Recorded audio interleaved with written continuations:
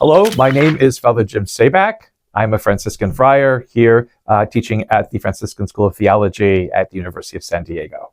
I teach liturgy. I also direct the online program for the Masters of Theological Studies program in Franciscan Theology. My favorite book is The Lord of the Rings. All 3 volumes, which I've read at least 6 or 7 times. I love the contrast between good and evil. I love the idea of the fantasy that evolves around it, the sense of hope, the sense in finding hope, particularly in those things that are sometimes neglected or ignored or not thought of, and how the power of those things is stronger than sometimes we really think ourselves. I like to travel in different places. I like to travel in places where there is a lot of history. I like to know how things began and how they evolved. I like to think about people living in different ages and different times and what they experienced, and trying to experience that or getting a feel of that in the places that I go to. I love to cook. I love to cook with others, provided that they also like to cook with others too. I like to prepare large meals for friends and for families and things like that. I love to cook French. So when I saw, Julie and Julia, that film in which the character tries to recreate everything in Julia Child's cookbook, I think I've always wanted to try to do that myself. I've never done that like that, but I do like to try to experiment with different kinds of things and try to create new twists, perhaps, on things that are usual to serve for meals and things like that. I like to hike. I like to take walks. I love the beach, and so happy that I'm here in San Diego to be near the beach again. Which is a very different experience of the beach than I had when I was in North Carolina. So here you get to see the water. On the East Coast, you usually don't get close enough to the water unless you have a house that's on the beach. Here you can get restaurants where you have a view of the ocean. In the East Coast, you have restaurants with a view of a sand dune, and hopefully the ocean is beyond that. So to be able to do those kinds of things, I like to read. I love to read history. I love to read historical novels, as well as different kinds of fantasy. But nothing yet has lived up to Lord of the Rings for me whenever I tried it. For a year and a half, I worked for the Labour Party in Great Britain. So when I was, actually it's a year and a half that was kind of split. So at the Catholic University of America, where I did my undergraduate degree, I did it in political science, international relations. And they had a wonderful program where you could intern for a summer with a member of parliament. And so I ate that up and applied, and I got accepted into it. And so I worked for the Labour Party, which was at that time in the 1980s, still a little bit more radical perhaps than it is today. It's kind of gotten a little bit mainline, but it was still kind of a little bit more socialistic, communist-y, like that. And so to have an experience like that was fantastic. And I worked for one member of parliament that was during a general election when I was there as an intern. And after that, I was reassigned to another member of parliament, and he was the shadow minister to Northern Ireland. And so he did dealing with, because the Conservatives it was Margaret Thatcher's government that was in charge then. So they basically promoted other alternative ways of dealing with the issues in Northern Ireland. And so I worked for him, and then went back after I graduated for a year to be able to continue working for him. So that was wonderful. I lived with a family when I was an intern, and I lived in an apartment in London when I was interning after I graduated. But I got to see a whole other structure of governance and working in that way. So how did I get where I am today? I think it's a question that you get two. Let's see, there's 2 avenues to approach it. How did I get to become a friar? Allow trial and error. I think that was the big thing with that. I never thought I would actually become this because this was just too weird. You wear a getup, you kind of have to wear a dress. It wasn't in for me. And when I had the call to maybe look at religious life or look at priesthood, I squished it down as best as I could. And so that's when I was working for Parliament. I worked for a law firm when I came back from that, toying with law, whatever. But the call or the voice that says, look at me, just would not be quiet. And so I finally had to look. And I looked at a variety of different places. I looked at the Jesuits, but when I looked at the Franciscans, I found something that was more geared towards the fact that not only did I just want to enter maybe religious life and not diocesan life, but I wanted to be with a community that would be supporting me. And the Jesuits have that, but it's much more independent at times. Here was a community that would really journey with me, I felt. And so tossed my hat into the ring, got this to wear, things like that. But it turned out to open up so many avenues for me that I never would have experienced. And when I recognized that St. Francis isn't just prancing in the forest, hugging trees and whatever it is, that there's a whole intellectual tradition, because that's what was attracting me to the Jesuits, was to be able to teach and to be able to work with academia. I found that also here among the friars. I found with the friars sort of an equal concern with academics and with learning and with knowledge that also the Jesuits have, but that the Franciscan model of that was much older. I was always attracted to the Middle Ages, and here we have a saint from the Middle Ages and things like that. So it kind of was dovetailing in well with that. And so I began to pursue studies. And there were bits and pieces where I worked in parishes, but primarily I was geared to studies. But what was good about the working with in parishes part of it is that I got to see the practical nature of what it was that I was studying in action. It just wasn't ideas and lofty thoughts, but it was, how is this going to affect the lives of others and touch the lives of others? And so combining that together, I pursued different kinds of academic positions and things like that. And as soon as I got my doctorate, I was asked by FST, to come to teach, but I didn't really want to make the move to California yet. I was on the East Coast. My family's on the East Coast. Wanted to wait to see.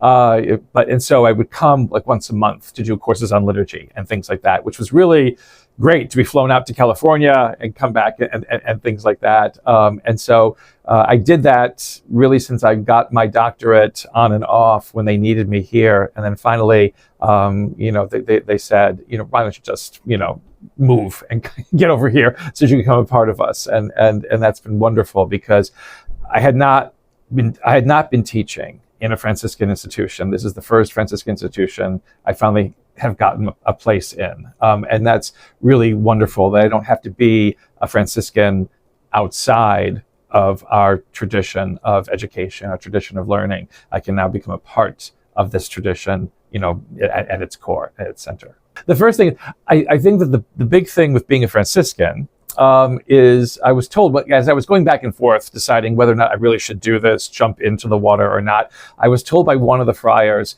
listen, if you can say that you love God, if you can say that you love people, then you'll be a good friar.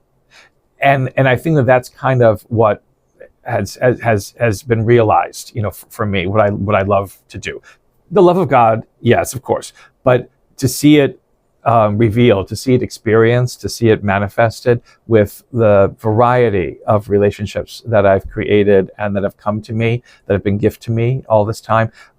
That's what makes this wonderful. That's what I love the most. And in reality, I come to FST from 8 years teaching in an elementary school, a K through 8 elementary school. And I was kind of the director of religion for it, but I was also the mascot because the school's name was the Franciscan School. So I went from TFS to FST. And so just switch around the letters and things like that. But I went from where we actually begin, teaching about this tradition and who we are as Franciscans and what it means to think as a Franciscan, now to graduate students doing that. So I've got this whole great breadth of experience, perhaps, to be able to teach people and help people understand that dimension of Franciscan thinking and a Franciscan perspective on things. But the ability to establish those relationships with parents and with the students and things like that was fantastic. And the means by which that happened primarily, again, was through liturgy. Again, because when you look at liturgy, it's not just rules and regulations. It's not just doing the right thing at the right time at a mass or a baptism or whatever it is. It's how do you make this real, in the lives of people who are experiencing it? How do you help them see that there's more here than just magic, or there's more here than just mumbo jumbo and some symbols and whatever it is. This is something that's helping to shape you as a human being in a wonderful way that nothing else, ever can. And seeing that click with people and seeing them move away from awful stereotypes that have kind of unfortunately grown about liturgy and what sacraments are, that really do an injustice to what they're supposed to do, to get them beyond that and to help them to see the newness and the more about it. Well, that's wonderful, because liturgy is practical. It's not just heavy theology. It's theology that has to hit home for it to truly be effective. And when I see that, wow, it's great, it's fantastic. The one memory that sticks is in one of the positions that I had before I began my doctoral studies. Siena College is one of our Franciscan colleges, our undergraduate colleges, that's north of Albany, New York.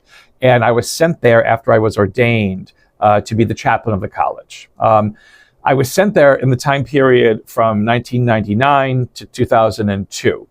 And so within that time period was September 11th, 2001.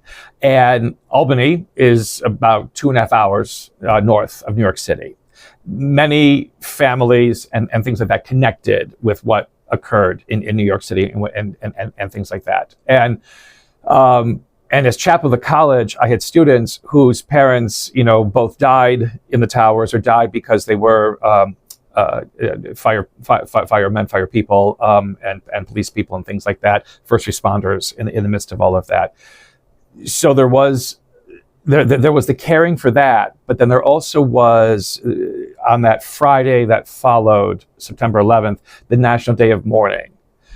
Well, that Friday, so in the midst of all of that is the whole call to war, and we're going to get them, and all these other kinds of things that were just not sitting right with me at all in the midst of all this kind of tragedy. And so, and this heightened nationalism that began to build and things like that. And as chaplain of a college, how are you going to navigate this, without, and stick to what it is that you understand yourself to be, not just as a chaplain, but as a Franciscan, and then as a person who is supposed to bring the gospel to people, and what it is that Jesus taught about loving enemies, all those kinds of things like that.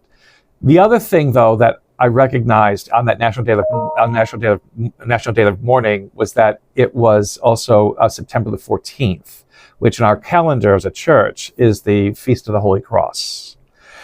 Nobody else really talked about that. It was all this kind of national fervor, going to mourn those who had lost their lives, but now also then making sure that we're going to pay back what had been done to us and things like that. And so there was this way in which I had to kind of construct, again, or navigate the fact of the cross in the midst of all of this, because it really wasn't talked about. It was more the idea of, why was this happening? Why is this happening? Or the whole idea of a God who was welcoming into heaven everybody who died. Okay, but you can't go from one to the other without having to take a look at this thing in the middle of it. And so to be able to give a homily, that talked about reminding us what it means to embrace the cross, which isn't just to embrace the suffering and pain, but also to know that this is never the last word in anything. And that the whole understanding of love has to rise beyond hate, beyond fear, beyond all of those things that make us less than human, because situations like this can easily move to make us less than human, and destroy us in the process while we think that we're doing what's just right and noble to respond to something. And it's like when I got done with that, this is in the chapel, and which is a very small chapel at Siena, and it's packed to the gills, and people are standing everywhere. But I got done with it, and there was silence, and I didn't know did anybody like, did I really make a mess of everything or whatever it was? But it was only afterwards, that people came to me, and said that is what people needed to hear, that gave them hope in the midst of all of this, that quelled the anger and the desire for vengeance and things like that, which really makes us not what we're called to be. And so that always stands as kind of a pivotal kind of a thing, because I was just ordained in 99. And so thrust into this position of being a chaplain, my first assignment, and then 2 years after that, having to deal with this situation, it's like, so it's, what do you do with it? But somehow the Holy Spirit, God, put words into my mouth to be able to help, people move forward and to comfort in whichever way I could with that. What we offer here at FST is the chance to not only learn more about Jesus and God, because every School of Theology does that, but St. Bonaventure always looked at learning as something that draws us into the mind and heart of God, that we might understand ourselves as a part of the life of God. And I think that that's what coming to FST enables us to do. We don't just gain knowledge for knowledge's sake, because anybody can do that. And that can lead, again, into that sort of arrogance and that pride, which may be supportive of you in your ambitions and whatever it is, but in the end doesn't really do enough to allow you to share yourself with others. Franciscan education is bent upon making sure that we understand, we learn to be able to profit each other. We learn to be able to expand the horizons about what it means to be a human being in this wonderful, beautiful world that is the source of our sacraments. That's the source that speaks to us of God. That's the source of our very being and what we've been called to be by God. And so, this Franciscan education would allow you to learn in order to know yourself better, and to know and to embrace and love that better that you see yourself as, which is what every human being, wants in one way or another, is to know themselves better, to know themselves in the best possible way, and to love that. Francis did that. He loved what he loved what he was, and not what other people wanted him to be. And that's the greatest gift anybody can receive. And you can receive that here, at FST, and while expanding your own horizons on who and what this God is, who called you into life and now calls you into friendship, and a friendship that lasts and remains forever. One of the things, again, I think in the 21st century that we have to realize is that some of the tried and true ways of learning don't often work, in a world that becomes not only faster paced, but very technologically focused in some ways. And yet, because of those things, we should never ever be prohibited or hampered from being able to learn, because if we don't learn, we don't grow. That's the whole kind of tying in that together. And so the online program kind of affords a person to be able to learn kind of at their own pace.